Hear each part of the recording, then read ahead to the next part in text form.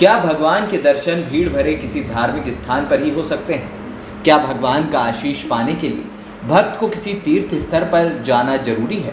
इस मामलों पर अक्सर बहस होती रही है। इन सवालों के जवाब में कई किस्से कहानियां भी हैं। महाशिवरात्रि के मौके पर ऐसी कई कहानियां पेश हैं जिसमें भगवान शिव के भोलेपन की महिमा है। इस खास रिपोर्ट में हम आपको बताने जा रहे हैं कि भोले के मन में भक्तों को लेकर आखिरकार क्या है। दरअसल ये कहानी एक बार की है। महाशिवरात्रि का मौका था। गांव के लोग रात से ही एक सिद्ध मंदिर में जाने की तैयारी करने लगे। लोग आपस में चर्चा कर रहे थे। इस मौके पर भगवान शिव के दर्शन हो जाएं तो रुके काम चल पड़ते हैं और बिगड़े काम सुधर जाते हैं। सबने आधी रात को ही गांव से बैलगाड़ी लेकर चलने की तैयारी कर ली थी। उस मंदिर में दूर दूर से लोग आते थे। महाशिवरात्रि पर भीड़ ज्यादा होगी, इसलिए आधी रात से तैयारी जरूरी थी। सबकी अपनी अपनी परेशानी थी। सब भोले का दर्शन करके अपने दुख दूर करना चाहते थे। गांव से 10 बैलगाड़ियां जा रही थी। कालू लोहार भी जाना चाहता था, लेकिन किसी बैलगाड़ी पर उसे जगह नहीं मिली। लेकिन उसने ठान लिया कि कुछ भी हो, भगवान शिव के दर्शन तो करने ही है। हालांकि उसकी कोई मन्नत नहीं थी, लेकिन वो भगवान के दर्शन से अपना जन्म सफल करना चाहता था। पैदल ही चल पड़ा। आधी रात से ही कालू चल रहा था। सुबह हो चली थी। रात में तो पता नहीं चला, लेकिन जैसे जैसे धूप तेज होती उसकी भूख प्यास से थकान दुगनी हो जाती। ऊपर से रास्ता जैसे रबड़ का, जितना चलता ऐसा लगता जैसे दूरी और बढ़ जाती। भूख प्यास से व्याकुल कालू के तलवे में छाले पड़ गए थे। खून रिश्ते पैरों में मिट्टी चिपक गई। पसीने से बेहाल हो गया था। ऐसा लगता जैसे अभी गिर पड़ेगा। दोपहर मंदिर पहुंचा तो देखा भीड़ इतनी थी कि रात तक दर्शन हो जाए तो बड़ी बात। लोग आते ही जा रहे थे।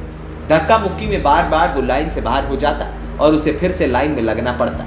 एक बार तो भीड़ की धक्का मुक्की ने उसे आधे रास्ते लाइन से बाहर धकेल दिया। लाइन से बाहर होते ही वो गिरकर बेहोश हो गया। होश आया तो देखा लाइन पीछे और लंबी हो चुकी थी। थकान और प्यास तो थी ही, अब उसकी हिम्मत भी जाती रही। उसने वहीं से लेटे लेटे भगवान को दंडवत किया और भगवान से क्षमा मांगकर घर की ओर वापस लौट पड़ा। दिन था सो उसे शॉर्टकट रास्ता पकड़ लिया।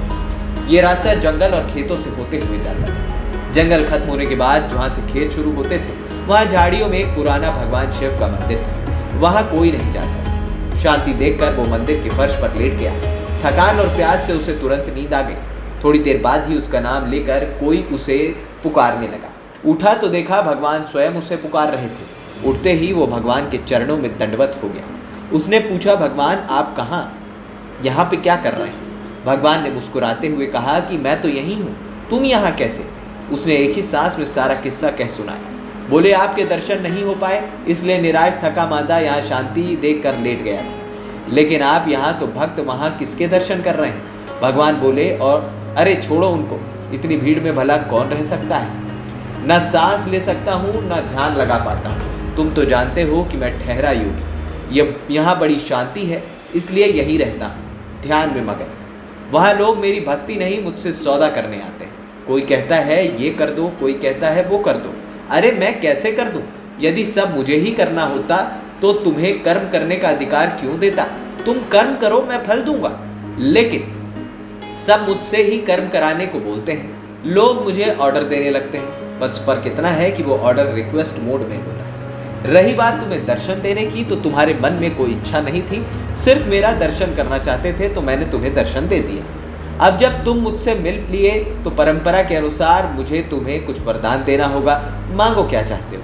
कालू बोला, भगवान मुझे कुछ नहीं चाहिए, बस आपके दर्शन चाहिए थे, या था, मिल गया, मैं जीवन कृतार्थ हो गया। मुझे जो चाहिए था वो तो आपने बिना मांगे ही दे दिया। तभी अचानक उसकी नींद खुल गई। देखा तो मंदिर में कहीं कोई नहीं था, बस एक पुराना टूटा फूटा शिवलिंग था। लेकिन उसकी थकान दूर हो चुकी थी। उसके पैरों के घाव भर गए थे। वो अपने तन में एकदम ताजगी महसूस कर रहा है। कुल मिलाकर इस कहानी का अर्थात ये है कि चुपचाप अपने कर्म को करते रहे। भगवान खुद देख रहे हैं और खुद आपको आगे बढ़ने की एक अलग तरीके का वरदान देंगे। ANP टाइम्स की रिपोर्ट।